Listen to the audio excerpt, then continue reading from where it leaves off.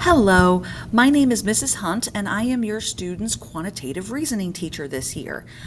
First of all, quantitative reasoning is definitely a different kind of math course than what most students have been involved in their past academic history.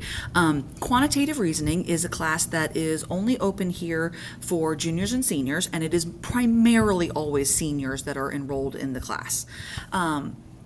It is focused on real-world applications of mathematics. So the general setup of the course is such that each chapter that we cover is kind of a standalone topic within the world of mathematics. So each chapter, it's kind of like a survey course in that regard. It's not necessarily always building one chapter onto the next, but there are definitely themes that connect throughout the chapters. But if you don't do great on one particular chapter, there's always the chance that then the next chapter, being a new topic entirely, could go better for you.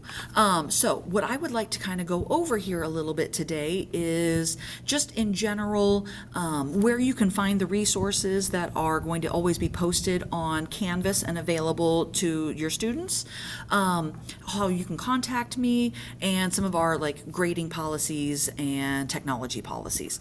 So first and foremost, as far as the grades in this class are concerned, I use completely just total points for calculating the student's semester grade.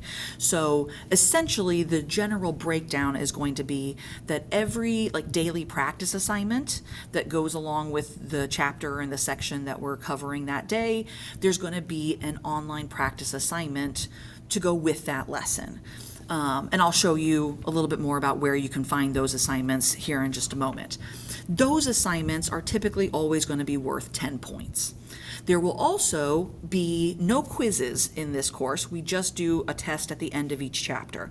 So, along with preparation for the tests, there's always going to be another online practice assignment that is a test review assignment. It kind of gives a good summary of the types of questions that the students should expect and be able to solve for the upcoming assessment. Those practice assignments and test review assignments, like I said, 10 points. The test assignments, those are going to be worth 50 points. And in each semester of quantitative reasoning, we usually do at least one project. In first semester, that project is, we're just going to have the one. It'll be later on at the end of first semester in December, and that's going to happen during our personal finance chapter. So that project will be an individual project that the students work on, planning ahead for their financial futures, and that project will also be worth 50 points. In second semester, rather than doing one larger project, we do two smaller projects, and those are going to be worth 25 points each. So again, we'll always have those 10-point assignments, 10-point review assignment, 50-point test, and each semester there'll be another 50 points worth of project grade. As far as general expectations in the quantitative reasoning class are concerned, I do expect that the students are keeping up with those practice assignments. That is one of the best ways to practice and get prepared for the eventual assessment.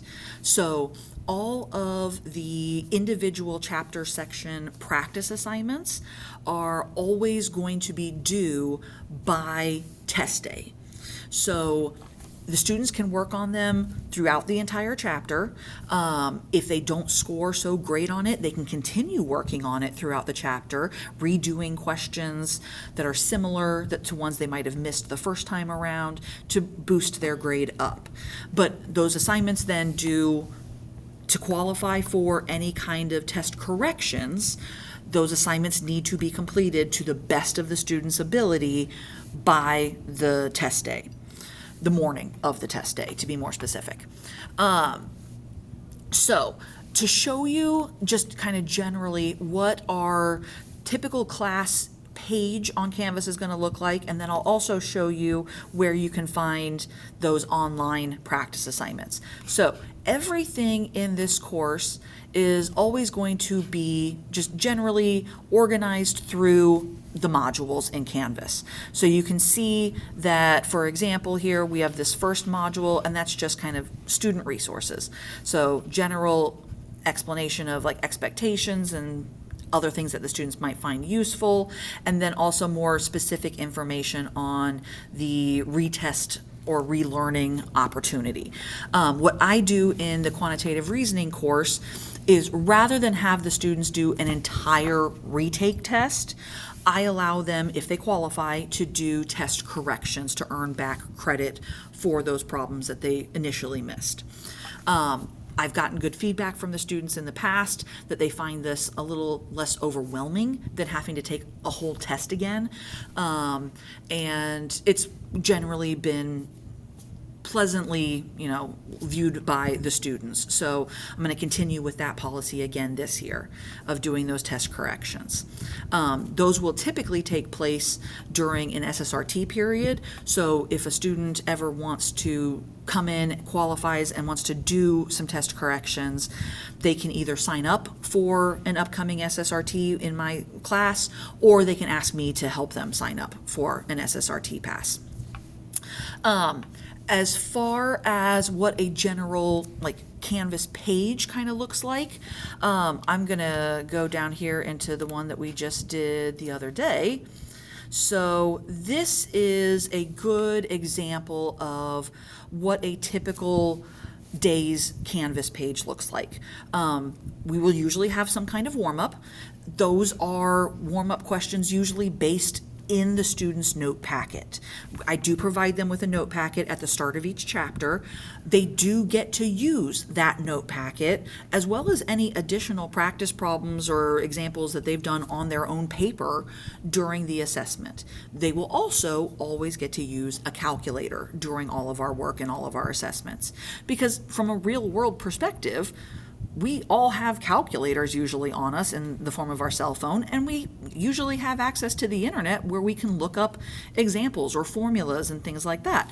So I'm not going to be huge on forcing kids to memorize facts or things in this class.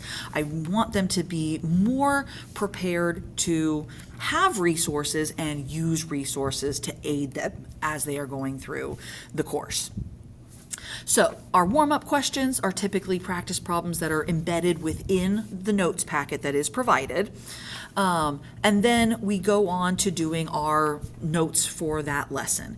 Again, since I am giving them a note packet that does have a lot of information already just pre-provided to them, I do encourage students to not just follow along with the presentation of the notes for that day or the information for that day, but to annotate their note packet.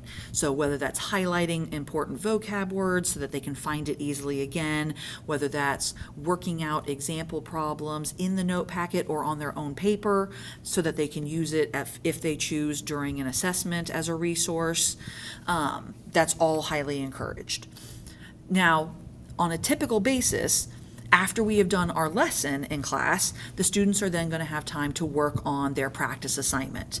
And you can see right here, number 3 item on this list is that practice assignment. You will get to those practice assignments using the Access Pearson link.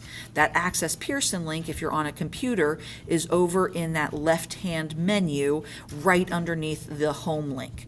If you click on that Access Pearson link, the students are all hooked up already, we did that earlier this year, to that account, and they should be able to then access not only the practice problems that have been assigned for that section, but also they can access the online ebook.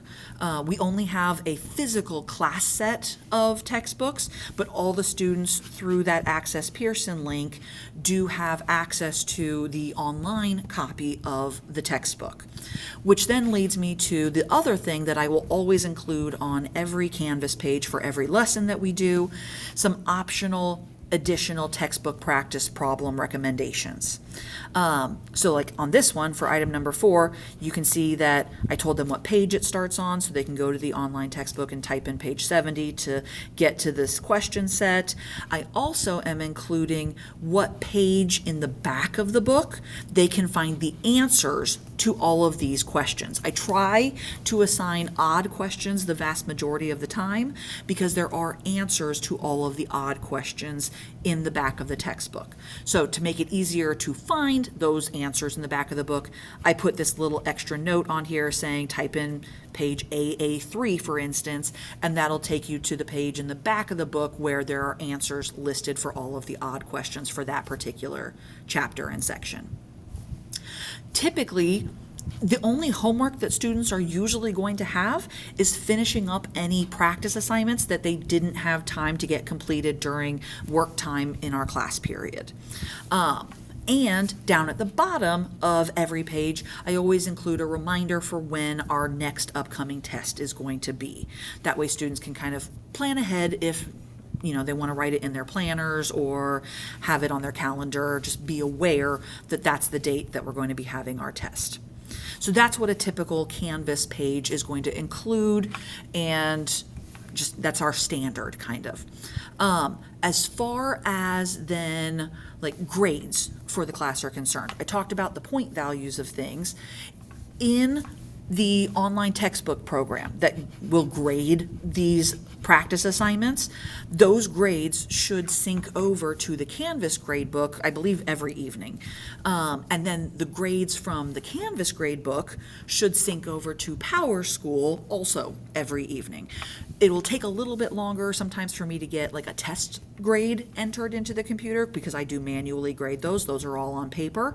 But if you're curious as to whether your student is keeping up with the assignments or doing well on the assignments, I highly recommend not only can you check PowerSchool for just a snapshot of what their grade is looking like, but also just be aware you can have a observer account on Canvas for your student, which would then give you the parent guardian access to see all of their individual courses on Canvas, see their grade book on Canvas, see what assignments they have or haven't turned in through Canvas. So that is also another option that is available to every parent guardian if they are interested in having an observer account set up.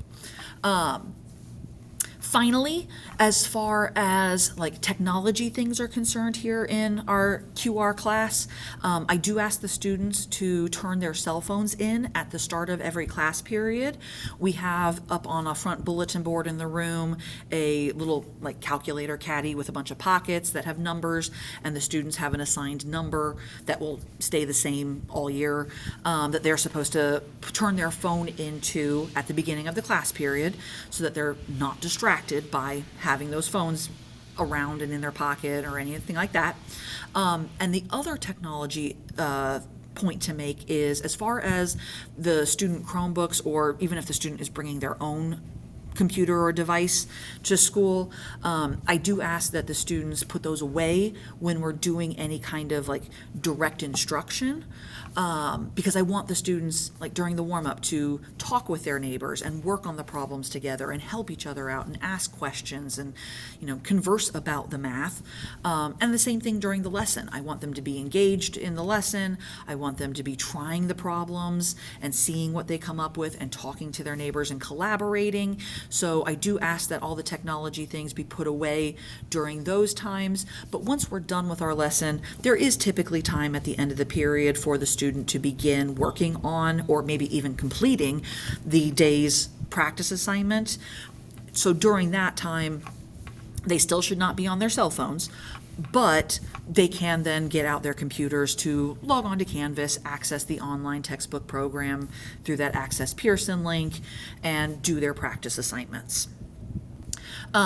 The final thing that I will say, if you ever have any kind of questions or concerns, please don't hesitate to reach out to me. Email is typically the best way to get a hold of pretty much all the teachers these days.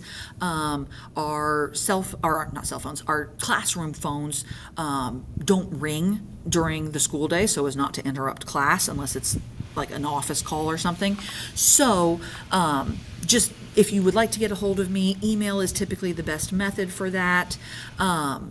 If you ever have any kind of questions or concerns, again, check out Canvas grades, check out the Power School grades, but if you need more information about how your student is doing, or, just anything going on in the classroom in general, please don't hesitate to reach out to me, and I'd be happy to respond back. If you'd like a phone call, I can do that also, but usually the first contact is usually easiest by email.